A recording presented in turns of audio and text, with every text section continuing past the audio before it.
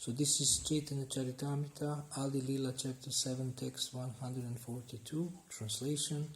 By practicing this regulated devotional service under the direction of the spiritual master, certainly one awakens his dormant love of Godhead. This process is called Abhideya. Purport. By the practice of devotional service, beginning with hearing and chanting, the impure heart of a conditioned soul is purified, and thus he can understand his eternal relationship with the Supreme Personality of Godhead. That eternal relationship is described by Sri Chaitanya Mahaprabhu, Jivara Svarupahaya. Yes. The living entity is an eternal servitor of the Supreme Personality of Godhead. When one is convinced about this relationship, which is called Sambandha, he then acts accordingly. That is called Abhideya. The next step is Prayojana Siddhi, or fulfillment of the ultimate goal of one's life. When one can understand his relationship with the Supreme Personality of Godhead and act accordingly, automatically his mission in life is fulfilled. The Mayavadi philosophers miss even the first stage in self-realization because they have no conception of God's being personal. He is the master of all, and he is the only person who can accept the service of all living entities. But since this knowledge is lacking in Mayavada philosophy, Mayavadis do not have knowledge even of their relationship with God. They wrongly think that everyone is God or that everyone is equal to God. Therefore, since the real position of the living entity is not clear to them, how can they advance further? Although they are very puffed up at being liberated, Mayavadi philosophers very shortly fall down again to material activities due to their neglecting the lotus feet of the Lord. That is called patantyadaha. Aruya krichrena param padam tataha patantyado nadrita yushmat angreha. Srimad Bhagavatam 10.2.32. It is the statement of Prahlad Maharaj that persons who think themselves liberated but do not execute devotional service, not knowing their relationship with the Lord, are certainly misled. One must know his relationship with the Lord and act accordingly. Then the fulfillment of his life's mission will be possible. Sei sarva vedera abhideya nama sadhana bhakti chaite chaya premera udgama. By practicing this regulated devotional service under the direction of the spiritual master, certainly one awakens his dormant love of Godhead. This process is called Abhideya. So, 2 days ago, one devotee who was practicing devotional service for 10 years told me that it doesn't work for him and that he wants to give it up. He said he tried everything. He said he was looking for God his whole life. He doesn't have a taste for chanting. He doesn't believe in any books anymore. And he doesn't know what to do. And I asked him, so what is your plan? I have no plan. And he doesn't want to go back to material life. He's not offensive to devotees. He's not criticizing devotees to be a reason for his stopping devotional service, but he just does not feel inspired anymore to practice, and he wants to stop. And this situation is described in this purport that one first has to understand Sambandha, or his relationship with God. So he didn't pass this stage. He didn't understand that there is God, that he is a person, and that we have a relationship with him. He was practicing Abhideya before he understood Sambandha. He was doing it, but it was mechanical. Some time ago, I advised him to listen more to Srila Prabhupada's lectures, and he listened, and his conclusion is that it's not for him. So, can you imagine how unfortunate this is? And another thing Srila Prabhupada is mentioning is about Mayavadi philosophers who think they are liberated, who talk very high, and they fall down from the so-called level of liberation to the level of material welfare activities. So you may sometimes meet an Indian man or even Western person who says, "Oh, Vivekananda was amazing, he was doing he was helping so many poor people," or I don't know, Ramakrishna.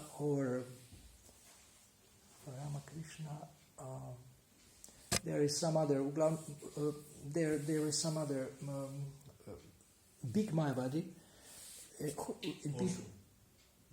Okay, maybe. There is one more bigger, but I forgot his name. More famous. Krishnamurti. Krishnamurti. So they are so impressed with them, and they have great philosophy, and they did so many welfare activities. And Prabhupada describes that they actually go back to material welfare activities, because this so-called level of liberation is actually something temporary, and there is no taste there. There is no taste in this zone. So we are so lucky that at least Srila Prabhupada has described everything for us, so that we are not misguided by so many Mayavadis. Nirvishesha Shunyavadi, Paschatya Deshatarine, especially Western world, but I would say whole world is infected by impersonalism and voidism. And what is the essence of all these philosophies? Or what is the one characteristic or one quality of all these philosophies who may sound like bhakti? The main quality is that there is no devotional service. They speak about service to men. There is no glorification of the Lord. They speak about love, and many so-called modern teachers, they actually mix love and lust. I have not seen anybody making such a clear distinction based on the Shastra, like Srila Prabhupada made a distinction between kama and prema. They speak about love, but what is love? When people think love means, a little bit of sex. But this is not love. This is lust. So he made this clear distinction, and put in front of us the choice. When you have a choice, you can really see who you are.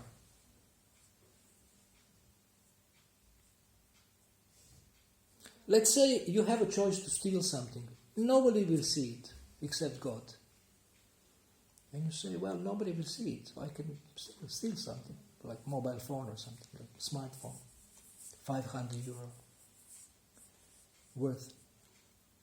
So, I often say, you are not how you present yourself on Facebook, you are what you do when no one is looking. You are also what you present on Facebook, but that's part of you. But you are also what you do when no one is looking. So what you do when no one is looking and what you do when everybody is looking should be the same. Then that's called integrity.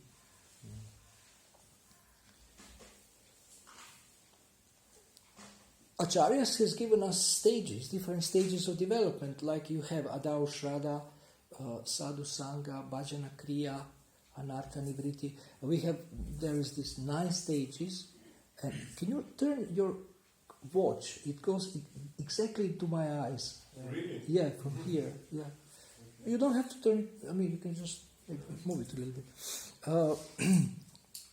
So we have different stages. Like these are 9 stages described, and here we have Sambandha, Abhideya and Prayojana. And I have one file I compiled, I call it success models in Shastra, because nowadays people are offering so many success models, different kinds of models, how you can, 3 steps to success or 3 principles. And in the Shastra we have many of 3, 4, 5, 9, we have so many. And it's good to have them in one place. Why? Because when you are counseling devotees or when guiding devotees or when you are preaching, you always have an arsenal of tools to give different people different models that they can use, whatever they like. They can use different models, or they can use them also to assess where they are at the moment, if there are different stages that are described. So Sambandha, Abhideya, Prayojana is one such model. And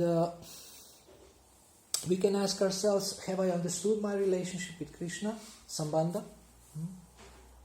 Bondage also means relationship or bond. Sambandha. Abhideya is a process. So once you understand this relationship, you start to acting in line with this relationship. You start engaging in devotional service. And you understand that this is not a material activity. Many devotees have left and are leaving, even nowadays, they're leaving devotional service because they think this is material activity. I can do this outside and get paid. Here I don't get paid. I'm just wasting time, wasting money. And then sometimes they want to get paid. I mentioned this the other day, that some devotees have sued ISKCON, that means put ISKCON to court, that they were not paid for translating for a couple of years Prabhupada's books. Translation is very expensive nowadays. So they didn't understand, or they didn't have this attitude or approach that I am working for Krishna. I am not working for an institution who is exploiting me, but I am working for Krishna. I am working for the pleasure of God. I am working to help to glorify the Lord through the books of the Acharyas or Srila Prabhupada. And he is presenting also the version of the Acharyas. And basically they thought it's a material activity for which I was not paid.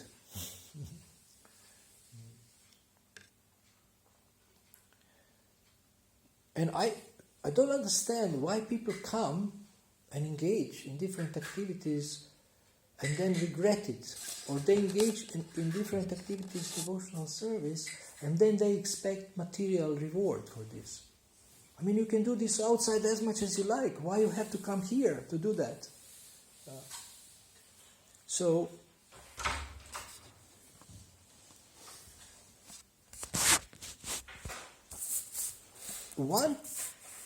I like to collect quotes from the Shastra which give hope. And one such quote is given in the first canto of the Srimad Bhagavatam. I think this is a conversation between Narada and Vyasa. And Narada says that intelligence that one gets is never lost. Spiritual intelligence that one gets is never lost. And in the purport, Srila Prabhupada speaks about something that gives great hope. It's called accumulation of service. So it says that if you are serving, slowly your spiritual bank account grows, and at one point, as they say, it goes through the roof. At one point, the modes go away. Krishna tells Maya, leave him alone now, he's serious. Huh? Finally. Yeah. Because you were serving so much, and Krishna was collecting your spiritual credits and sometimes neglecting your offenses and your whatever, fall downs. And he was looking at what you are doing well.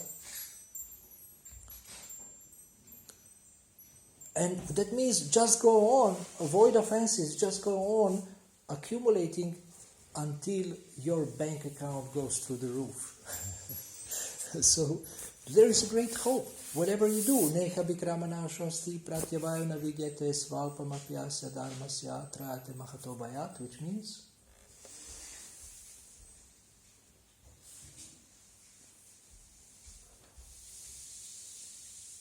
Very important verse. You have to know.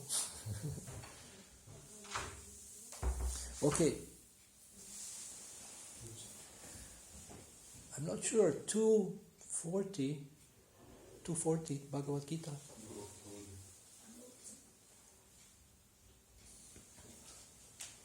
You don't have English Bhagavad Gita, no?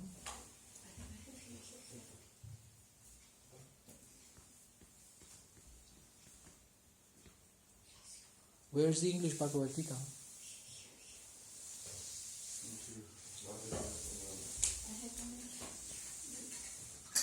Is it 240? Neha Vikramana Shasti or 241?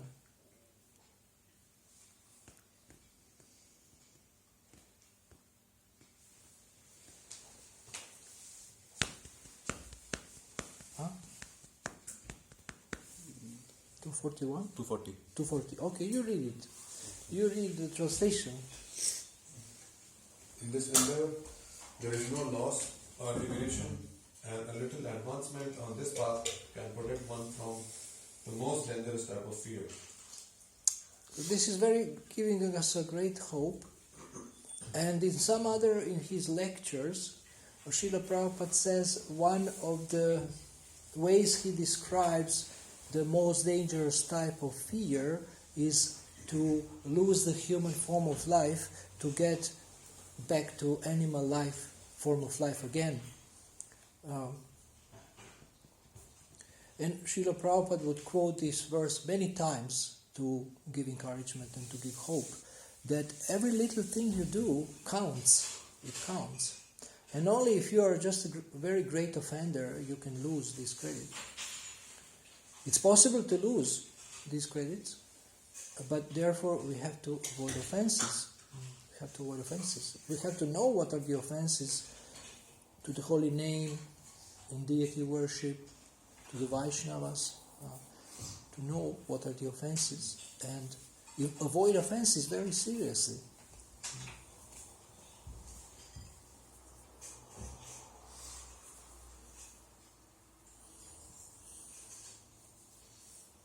So if you become convinced that whatever I do will never be lost, then you can continue to engage in devotional service very enthusiastically.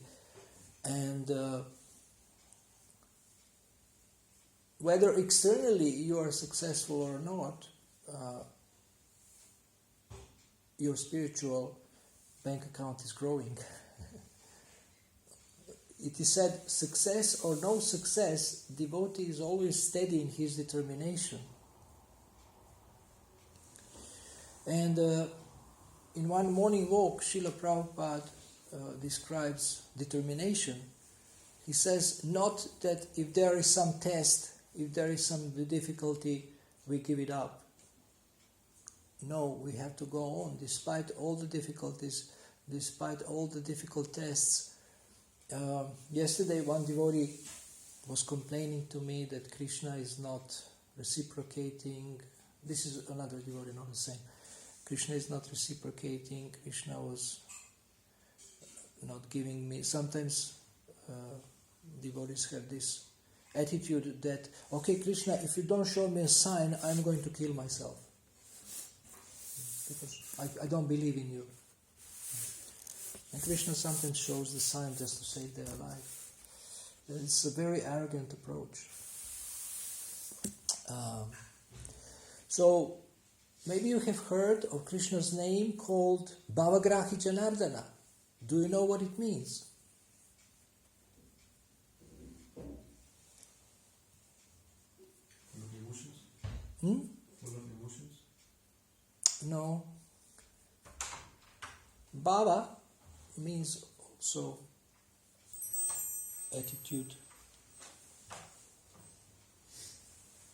Anybody knows? Bhavagrahi Janardana means that Krishna doesn't look so much at your external results, he looks at your attitude. But it doesn't mean you should just sit and have an attitude. We still want to be engaged in the mission and help that other conditioned souls come to Krishna. But Sometimes, due to karma, due to circumstances, you don't achieve big external results. For example, you may be endeavoring to distribute books whole day and you distribute only 1, 2, 3 books. But Krishna has seen your endeavor. I mean, I have heard of devotees who were approaching many people and didn't distribute any books. One Mataji, she used to go with her child in the hold this car?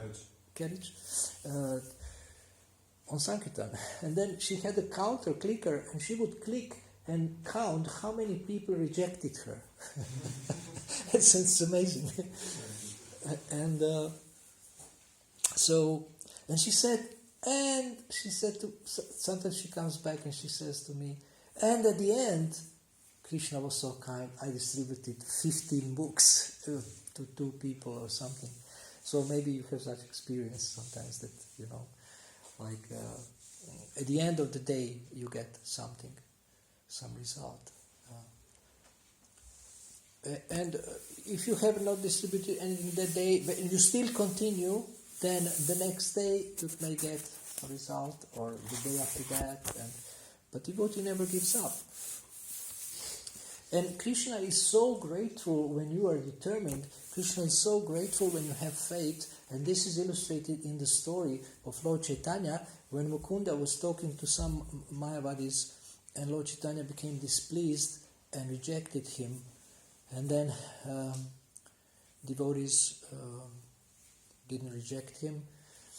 They tried to bring him back to Lord Chaitanya.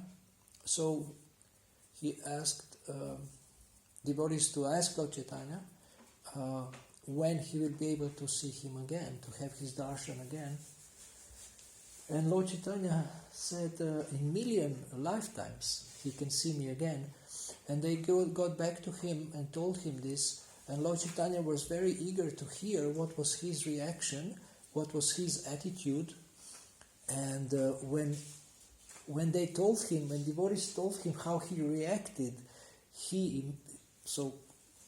they told him that he said, "Oh Jai, that's great! In million of lifetimes I will see my Lord." So when they reported to him this, he said, "Oh, that's an amazing attitude. Bring him here."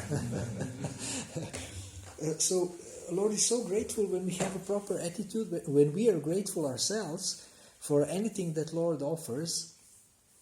And billion of lifetimes is nothing in comparison to eternity. But for us, we are so impatient. We want to see the Lord now. We say, either you show yourself before me now, or I don't believe in you. So this is not the right attitude. And it is said, Srila Bhaktisiddhanta said, don't try to see God, but act in such a way that He will want to see you. That He will want to see you. And we have different examples like Madhavendra Puri or Abhirva Mangala Thakur. Others where the Lord came Himself because of their devotion. He came Himself to them. Or to Haridas Thakur, Lord Chaitanya came. He couldn't enter the Jagannath temple because he was from a Muslim family. So we have examples where Lord personally comes because He's attracted to devotion of His devotees. It is said that Krishna is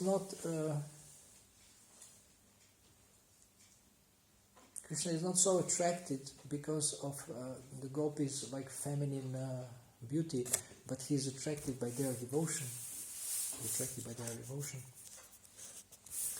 So we need to learn from the acharyas how to attract the Lord's attention. I don't know if you are trying to attract anybody's attention, but at least when we were children, we try to attract the attention of our parents. Or if you fall in love with a woman or a man, you want to attract their attention. You want to present yourself as a very interesting person, very charming, very attractive. And but to attract the Lord, we learn from the acharyas how to attract the Lord. The Lord is Ajita, unconquerable, but he becomes Jita, he becomes conquerable by the love of his devotees, and we know the example of Mother Yashoda. He conquered Krishna.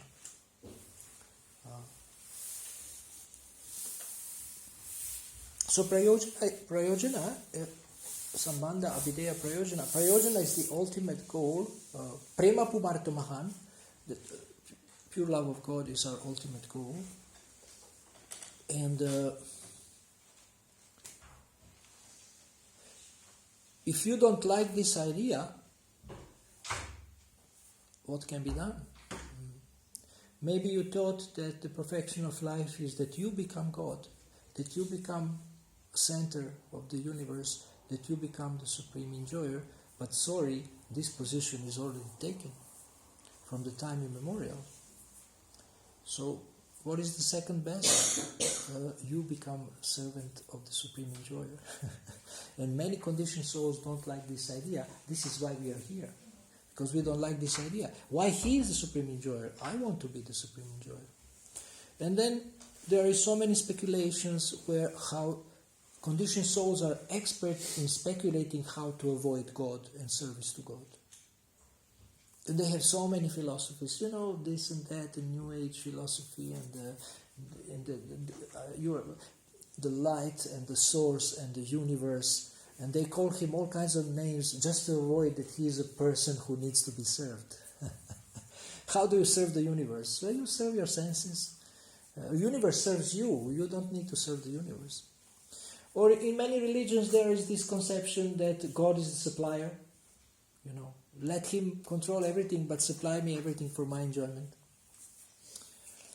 So you have heard about the prayer, God please give me. Maybe you sometimes offer this prayer.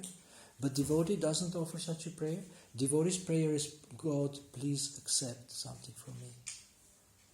Please accept. This is a huge difference between Krishna consciousness and all other religions. God please give me.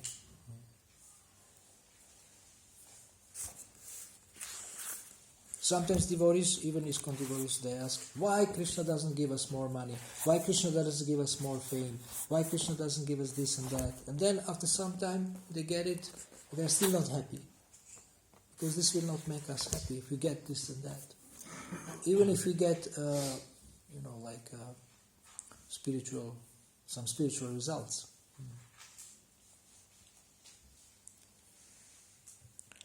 So now, I want to mention another point, that devotional service is usually a continuation throughout several lifetimes or many lifetimes. And nothing is an accident. Why someone doesn't have a taste? Probably because they made a lot of offenses.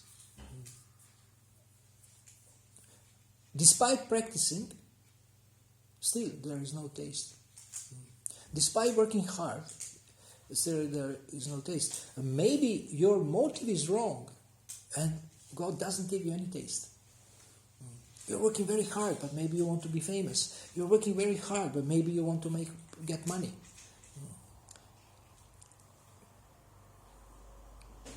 Or maybe you're working very hard because you think, this is the process how I can get what I want. So you're a very fruity worker. You want to enjoy the fruits of your service. And you are waiting for God to give you results. And if He doesn't give you results, you get angry at God. Or you say, I don't believe in you anymore because you don't give me results that I want to enjoy. Shame on you. You promise so many things, but you don't give me results. And you don't give me reward.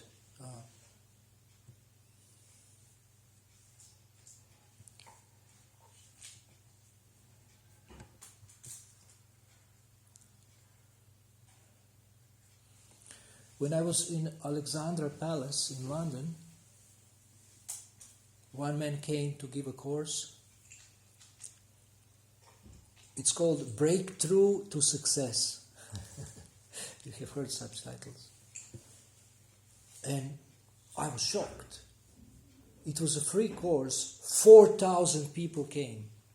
It's an introductory course. But at the course they sign up people for paid courses. This like marketing event. 4,000 people.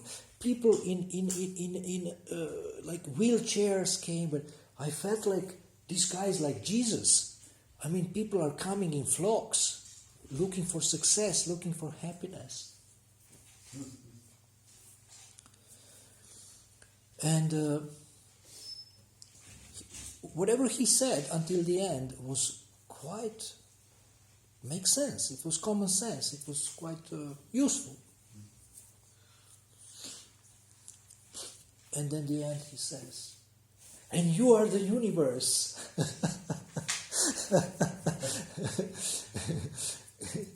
He blew everything, all my impression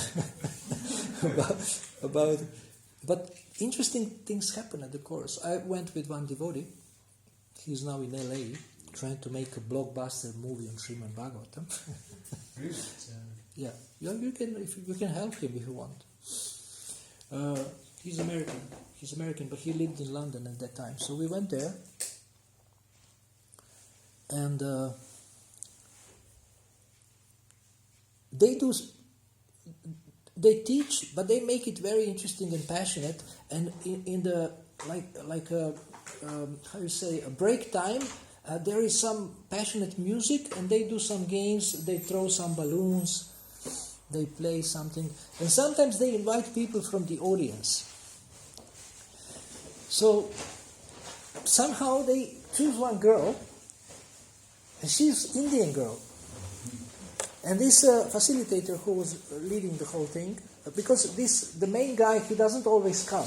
When he comes, it's a very special thing, and everybody's cheering.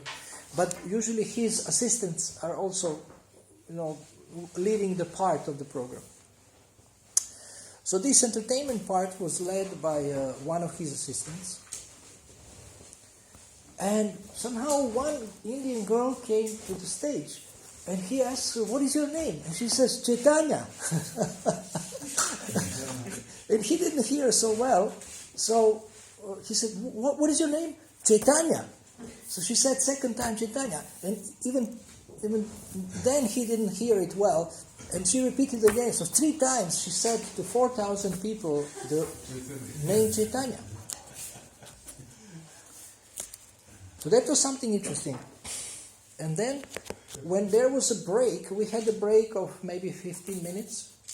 So the main guy, he's coming from the stage and going back, because in the back there is this equipment, this amplifier, controlling sound system. It's it's 4,000 people. You can imagine how big this hall is. Anyway, so he's walking down to the stage, to the back, to give a little break or have a drink. And he comes across me. And I stopped him and I said, sir, do you know if there is any Hare Krishnas here? So he heard the names Hare Krishna. And he said, no, are you a Hare Krishna? He asked me. So he said Hare Krishna. And I said, yes, but I'm looking if there is more Hare Krishnas here. He said, I don't know. And I said, thank you. At that time, he still didn't say that we are the universe. So I thank him for what he presented so far, because it was useful. I said, thank you. This is very inspiring seminar. He said, oh, I'm glad you're happy. I'm glad you like it. And he left. But at least he said Hare Krishna.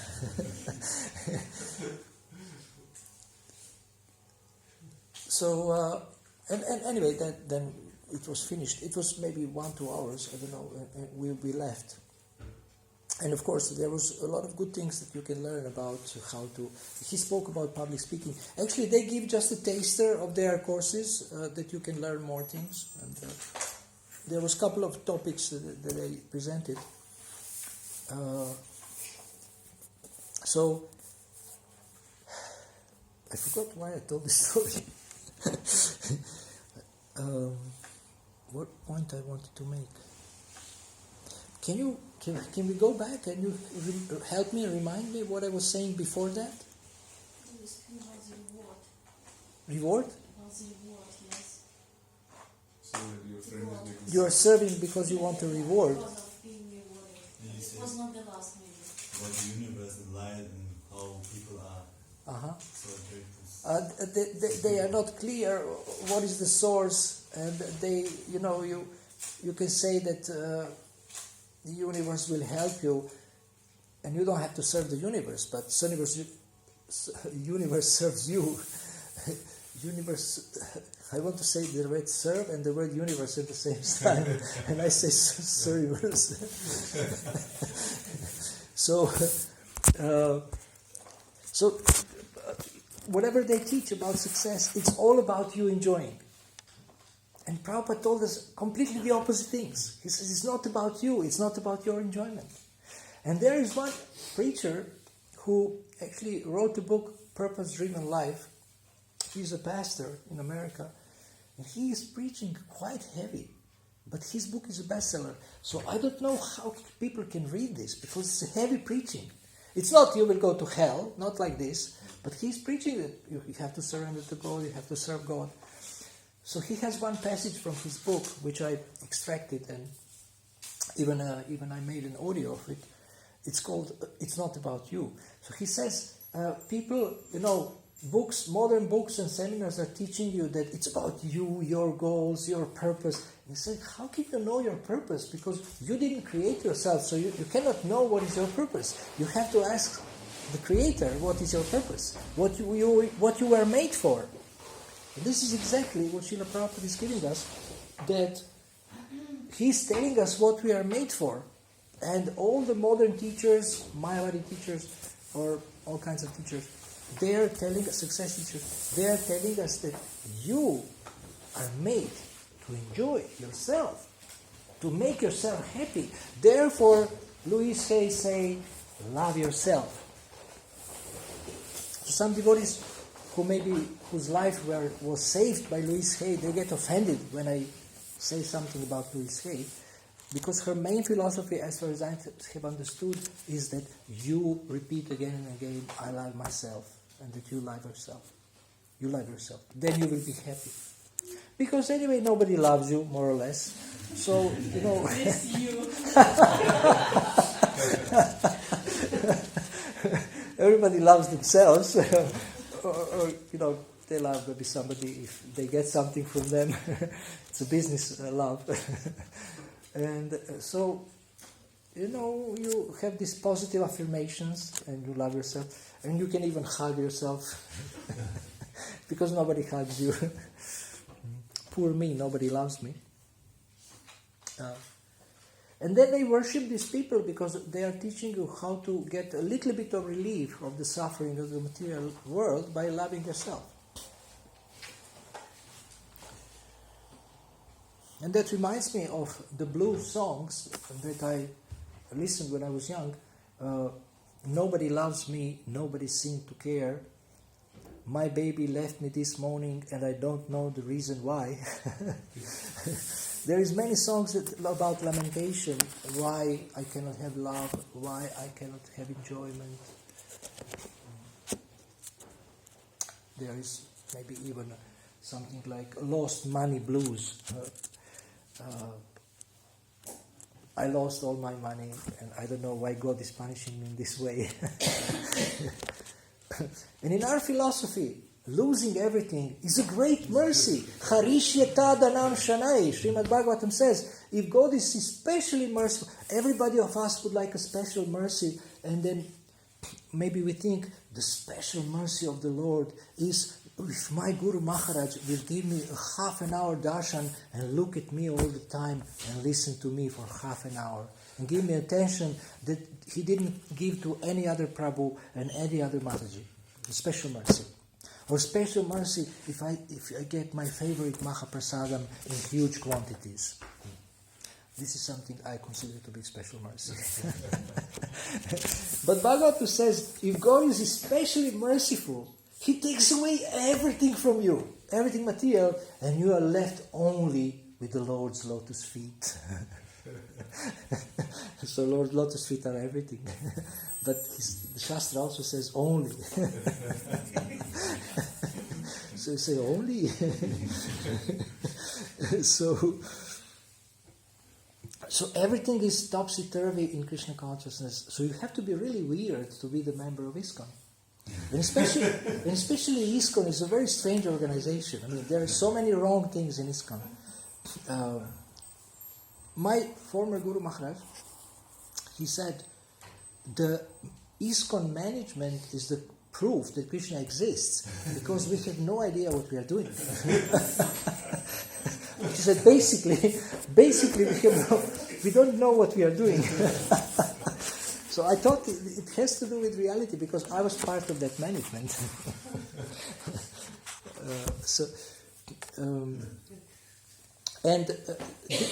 Now I don't think you have, maybe some of you have heard this, but it's a very, very sweet statement by Srila Prabhupada. So they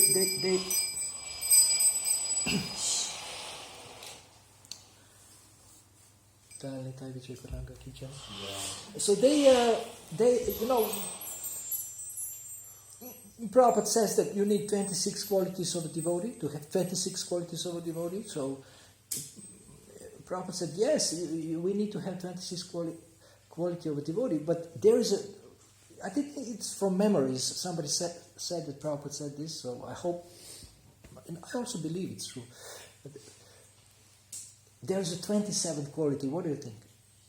If you have heard it, don't say it. If you know already, don't say it, but you can guess. What is the 27th quality to be a Hare Krishna? Weird. You're close.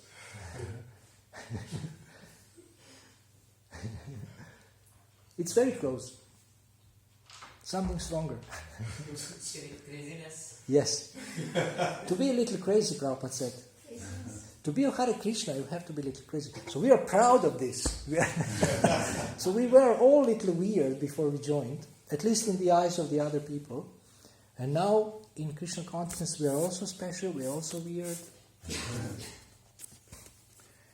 And Krishna accepts everyone in Krishna consciousness, you know. Lord Jagannath accepts everyone. You can see all kinds of people in the Jagannath festival. Everybody has the right to accept Lord's mercy. And Krishna accepts everyone. Krishna accepts you even if you have tattoos. Not tilak. Sometimes they have tilak tattoo. You don't have to put tilak anymore. It's very practical tattoo. And if it's yellow, then it's even, cool. Or maybe Radhakund tattoo is black. Radhakund tilak is black, not tattoo. So there's no Radhakund tattoo. There's Radhakund tilak is black. So have you noticed that practically on every Abhishek in ISKCON there is at least one devotee who has a heavy tattoo. It's maybe a Nishingadev or chakra or different things. And usually they really like to reveal it so that everybody sees their tattoo. And they are Brahminical initiated. They are, like a Pujari, or sometimes head Pujari has the most tattoos. But Krishna accepts even Pujari who has tattoos. I don't know, in the Shastra I haven't seen that it says if you are tattooed, you cannot do deity worship. You have to, scratch your skin and have only scars. Because, it's bona fide to have a blue tattoo or something. So we are so lucky to be in the moment, which is strange. And we are former weird people. Now we are becoming better. We are crazy. And what's happening here? By itself, it's your phone is. It just the screen was on again. I didn't touch it. It's okay. It's okay. Maybe by the sound. Maybe I speak too loud or something. Okay. It's okay for you, not disturbing? No. It's okay. So, Sambandha Abhideya Prayojana, we first want to develop our relationship with Krishna or understand our relationship with Krishna, then revive it by the process of Abhideya, process of devotional service, and then we are aiming at Prema Pumartamahan, the pure love of God, which is, it is said that Ahaituki Apratiyata Yenatma Suprasidati, what it means. what kind of devotional service we should practice. Ahaituki apratihata yenatma suprasidati. Only this kind of devotional service, yenatma suprasidati, can give satisfaction to the soul. Ahaituki, Without motive. yes, and apratihata, without. Without stopping. Continuous. Yes, without interruption. Without interruption. So, why we are not happy in Krishna consciousness? One of the main reasons is because we interrupt devotional service with mental speculation and fruitive activities, and sometimes sinful activities. This is the worst scenario.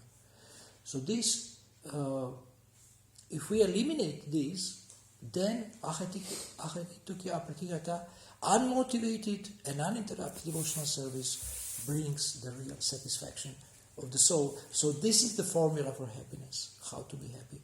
Engage in unmotivated, so without material motive. We have a motive is to please the Lord, but not material motive to enjoy the material world.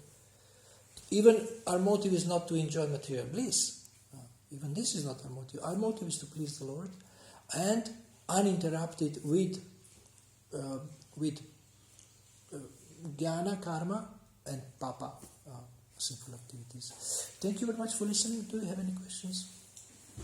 Could you, you gave an example between some devotees, they ask Krishna that if you don't show me this sign, I will kill myself, something like this. So, I heard from some devotees that they wanted to find spiritual master, they were very confused because they were inspired by many spiritual masters, and so they prayed to Krishna that now everything depends upon you. If you reveal me, then I can have the way, otherwise I will never have the way if you not do not reveal me. So Krishna revealed to them many times in their dreams also, in many ways, and they found the spiritual master. So this reciprocation, is this because this devotee is very advanced from the beginning? Maybe he had some past life things with devotion, or is it everyone can have this connection with the Lord, or is it not good to have this connection because it is you are asking something from the Lord, something like this?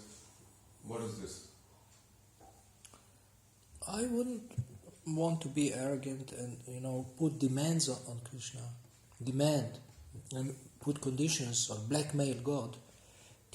This is not our position.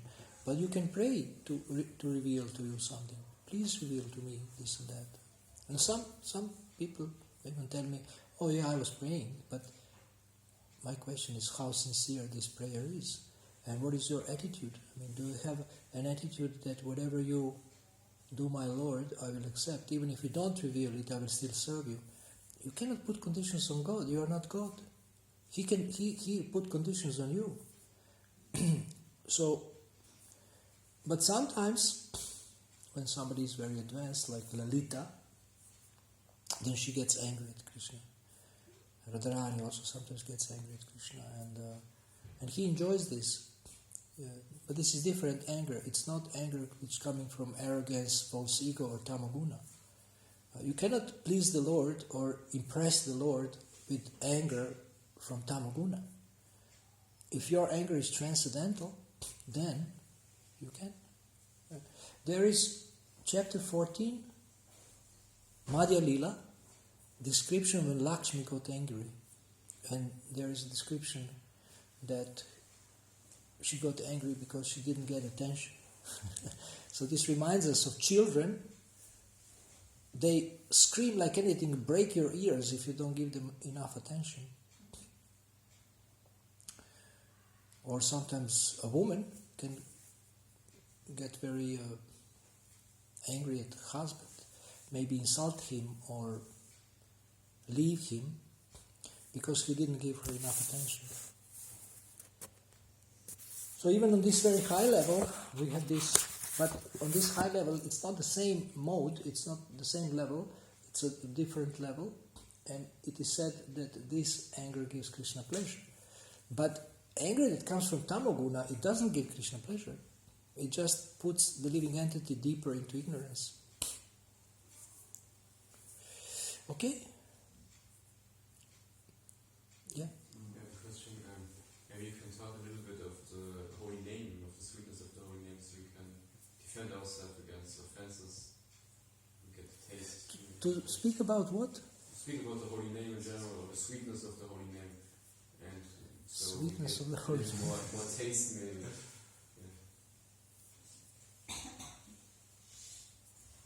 Do you have a taste? A little bit, just a little bit. So. Me too.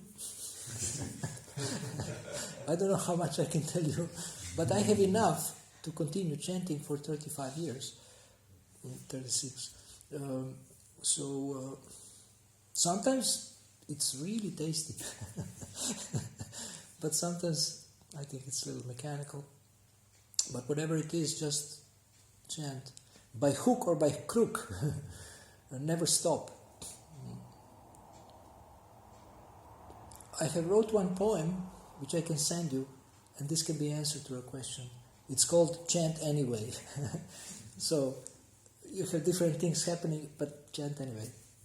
So I have to find it. I don't know where it is. It's in my article, so I can give you this. Or I need your email or something. Maybe I will read it next time I give class. I don't know when it is. Oh, in the afternoon. Maybe I read it to, I don't know how many guests you have for the Sunday feast?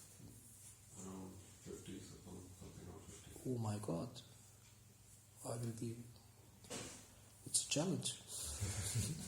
50.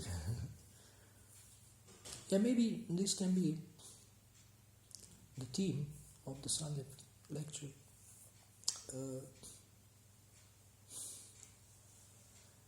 Chant, chant, chant, can't. Can be the title. Okay, any other question, realization? You have something, maybe you dream with Krishna. Just now you said that sometimes you feel the taste. So what is it like, the taste which you feel? How can you describe it? How does it feel when you like the taste? It's better than gulab jamun. But how do you explain that? I don't know what happens. I feel it like it's even in the mouth, but I feel it like a general feeling of like different kind of energy, and it's also pleasurable. Different kind, something that you don't experience every day. Some kind of strength and some kind of pleasure, and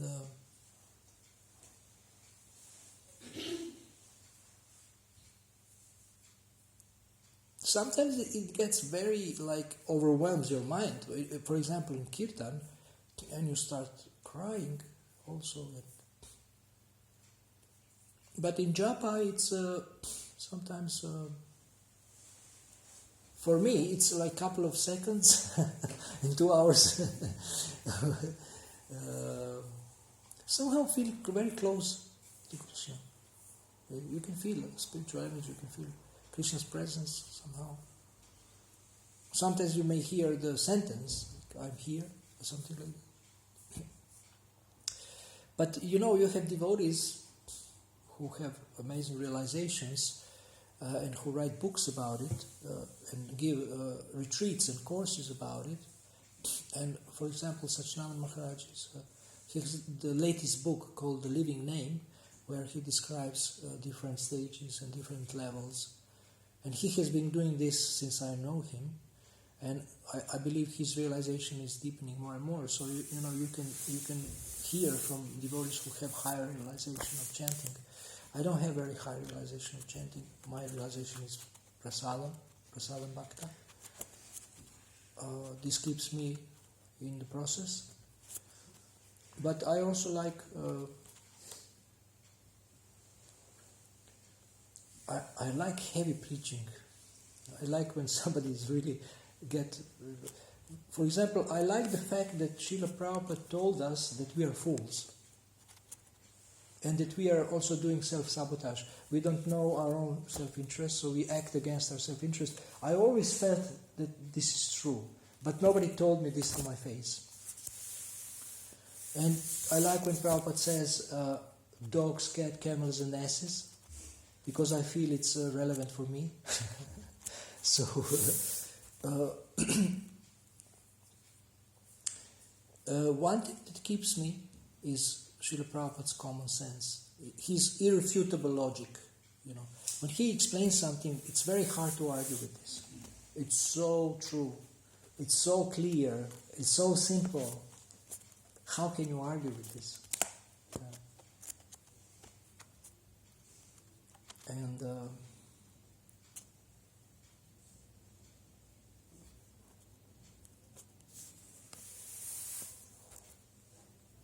I think I already gave you that book when I copied the files. I think it's there in the devotional folder.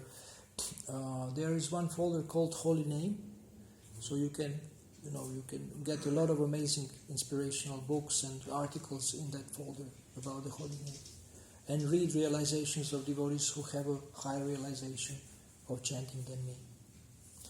Okay, the last question. Who has the best question? Or second best?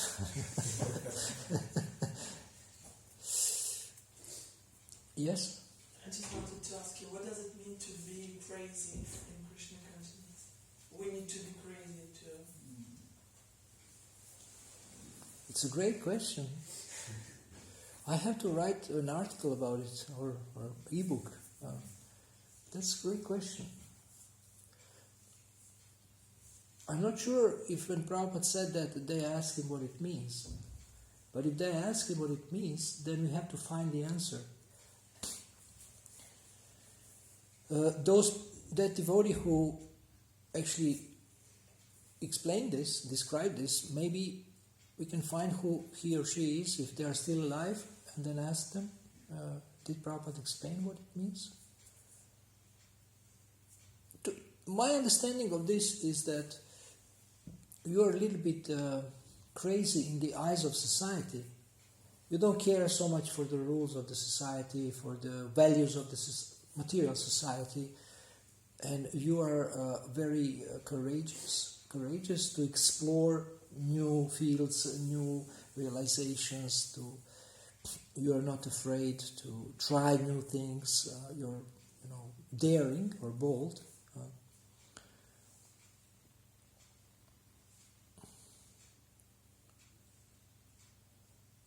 And to me, the ultimate so-called craziness is that you actually are ready to admit that you are wrong. You are ready to admit that you are maybe illusioned, that you may be wrong, that you may be mistaken, that you have misunderstood everything for the past 40, 30, 25, 60 years, and that you need to make a course correction. Start looking in a different direction and become less self-centered. It's a great question. I would like to think about it and write something about it, try to explain it to myself, and then whoever is interested can read it. Srila Prabhupada ki. Yeah.